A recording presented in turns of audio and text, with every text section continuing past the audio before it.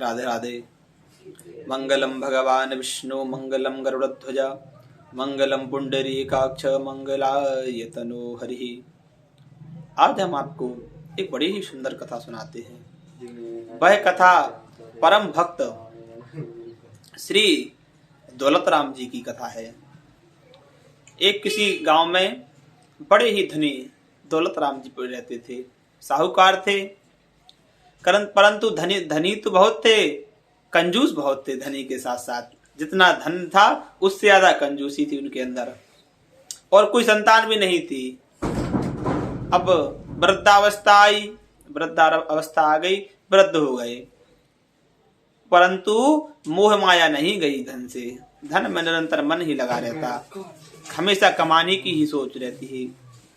अब एक दिन जो उनकी सेठानी जी थी वह गई मंदिर, तो उन्हें मन में जागृता, मन में उत्कंठा आई, क्यों ना हम भी दान पुण्य करें। पूरे जीवन तो हमने कुछ किया नहीं। आई पंडित जी से, क्या नाम से, सेठ जी से प्रार्थना की कि हम लोगों ने पूरे जीवन कुछ किया नहीं और हमारी धन दौलत का कोई बारिश भी नहीं है। आप ऐसा कीजिए, कुछ धर्म पुण्य कर लीजिए तो हमारा उद्धार हो जाएगा। सेठ जी ने कहा ठीक है, आप कहती हैं तो हम अवश्य करते हैं धर्म पुण्य।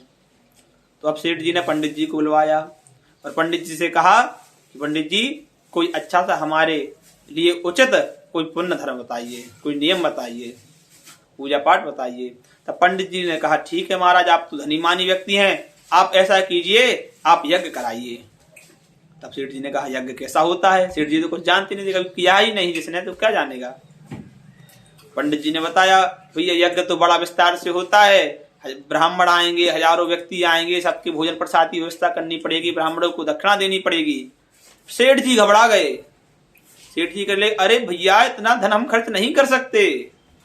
तो पंडित जी ने कहा ठीक है सेठ जी, हम आपको कुछ छोटा सा उपाय बताते हैं। पंडित जी ने कहा ऐसा कीजिए, आप पुराणों में जो सर्वश्रेष्ठ पुराण भागवत महापुराण को श्रवण कीजिए। सेठ जी ने कहा कैसी, इसका क्या नियम है? पंडित जी ने कहा 7 दिवस की सप्त दिवसीय भागवत महापुराण को आप श्रवण कीजिए, जिससे आपके जन्म जन्मांतर के पाप नष्ट हो जाएंगे और आपका कल्याण हो जाएगा। और फिर खर्चा पूछा सेठ जी ने, तो पंडित जी ने खर्चा बता दिया। कहले अरे भैया इतना खर्चा हम करेंगे तो हम जीने से पहले ही हम मर जाएंगे। जितना हमें जीना है उतनी आयु तो हम भोग ही नहीं पाएंगे, पहले ही मर जाएंगे हम इतना खर्चा देखकर, हम इतना खर्चा नहीं कर सकते।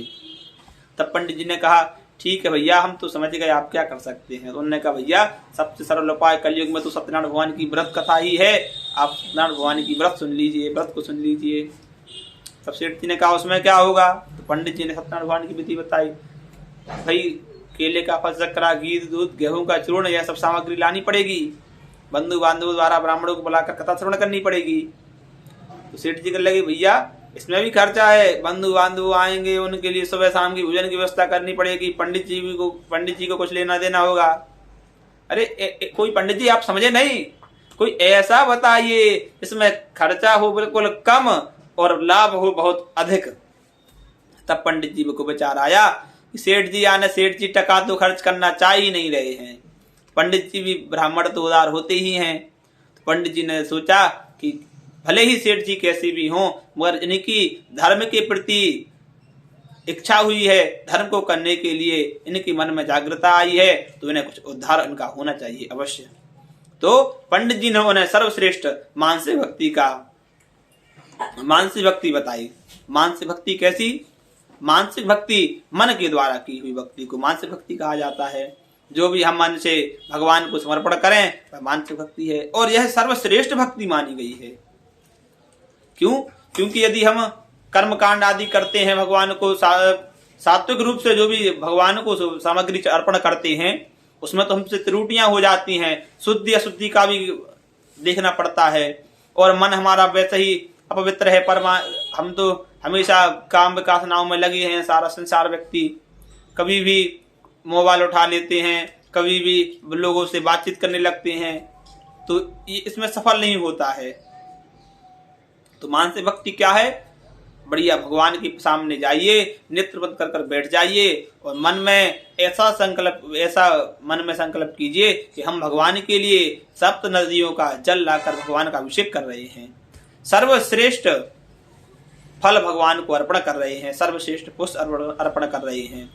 सर्वश्रेष्ठ वस्त्र अर्पण कर रहे हैं, आभूषण अर्पण कर रहे हैं मन के द्वारा। मानसिक भक्ति यह सर्वश्रेष्ठ भक्ति है। क्यों? क्योंकि इसमें बस मन पवित्र रखना है। मन पवित्र रखिए और आपका कल्याण हो जाएगा। सेठ जी को जो भक्ति बताई पंडित जी ने, सेठ जी को भक्ति जम गई। सेठ जी कहने लगे ये बहुत बढ़िया भक्ति बताई आपने पंडित जी, इसमें तो कुछ लगना ही नहीं है, वो मिलना ही मिलना है। अब तो सेठ जी मगर मन तो था भगवान में लग गया था। सेठ जी हर हफ्ते मंदिर जाने लगे और हर हफ्ते में भगवान की मानसिक भक्ति करने लगे।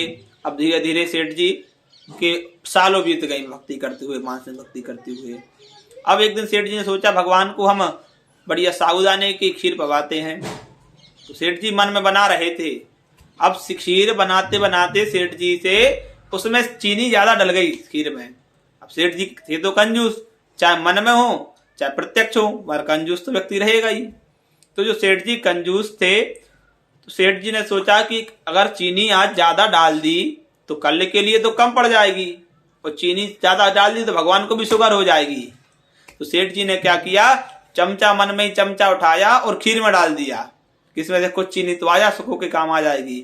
तो भगवान हमारे नारायण ने उनका हाथ पकड़ लिया और कहा वाह हो सेठ, हम आपसे बड़े प्रसन्न हुए, आपकी मानसिक भक्ति को देखकर हम बड़े प्रसन्न हुए कि आपकी ऐसी भक्ति कि आपको पता ही नहीं कि आप यह मन में कर रहे हैं या प्रत्यक्ष कर रहे हैं।